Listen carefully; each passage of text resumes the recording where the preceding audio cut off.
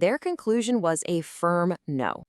Okay, now for the second part of this puzzle, and this is where we have to zoom in even closer. The issue wasn't about where anymore.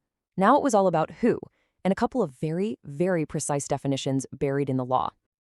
So, this entire law is designed to protect people who are in what's called a domestic relationship. But the law is incredibly specific about what that means. It's not just about being related. The absolute crucial part is that the two people must have, at some point, lived together in a shared household.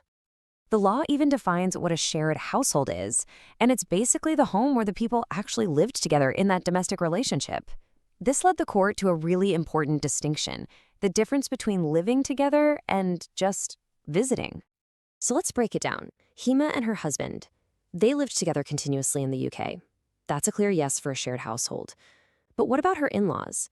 Well, the records showed they only made two pretty brief visits, each one lasting about 10 days. So the court had to ask, does that count as living together?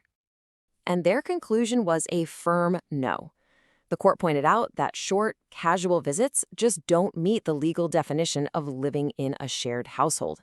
And if there's no shared household, then legally there was no domestic relationship between Hima and her in-laws, which means the Domestic Violence Act simply couldn't be applied to them.